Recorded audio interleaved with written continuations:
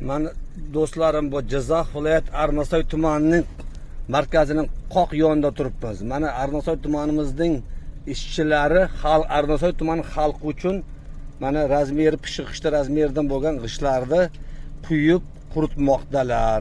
Bu degan hammasi razmerlar bir xil. Demak, shunga xalqimizda talab ham bor.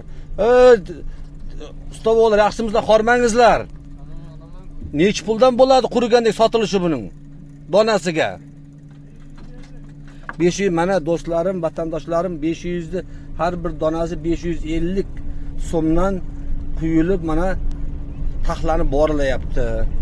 Bu kelgusida Arnasoyliklarning uylarining tikka bo'lishiga, yangi uylarning qurilishiga sabab bo'ladi. Mana bu joyda transformatorlar, dam olish joylari, velosipedlarda kelyaptilar, tuproqlar to'kayaptilar.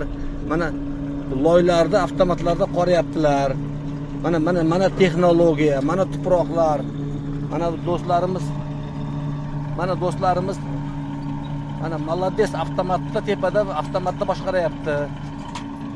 Qanday xormangizlar, zo'rmisizlar? Bu tuproqlarni olib kelib tepada avtomatda boshqaryapti. Tuproqlarni sotib to'kayapti do'stlarim. Mana bu jarabda yana texnikalar. Mana shu Arnasoylik ishchilarimiz mana g'ishtlarni xalq uchun o'zining sotyapti, ishlar o'rinlar ishlayapti, pul topshyapti va mana mashinalar ortish jarayoni davom etyapti ekan. Bu ortayapti ekan do'stlarim. Texnikalar ortayapti ekan. Texnikalar ortayapti. Mana mashinalar kelib navbatda turibdi. 550 so'mdan ekan. Mingtasi 550 ming so'm. Xullas Arnasoy xalqi mehnatda, zahmatda ishlamoqdalar, pul topmoqdalar. Boshqasini boqmoqdalar do'stlarim. Shuning uchun Arnasoyga kelingizlar. Arnasoy tumanini ko'ringizlar. Obodonlashtirish ishlari boshlanyapti. Mana ukamiz mana bu yerda mollarni boqayapti. Mana molodez, mollar, mana dehqonlar, molodez dehqonlar. Mana maktab yuqorilarga kelib parvarishlanyapti. Bu vodiydagi maktab yuqorilarida silos tartibida qoplariga sop qo'yib sotish metodi bu Arnasoyga kirib keldi.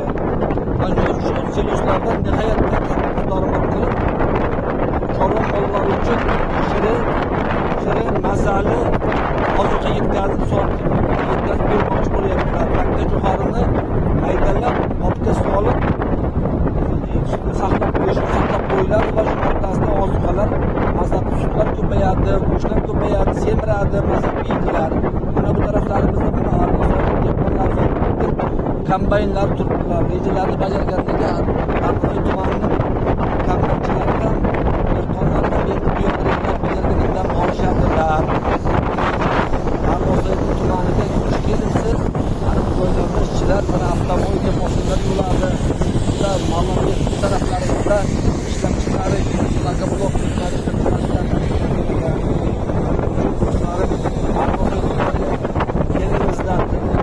ko'ringizlar. Shuning uchun sog' omon bo'lingizlar.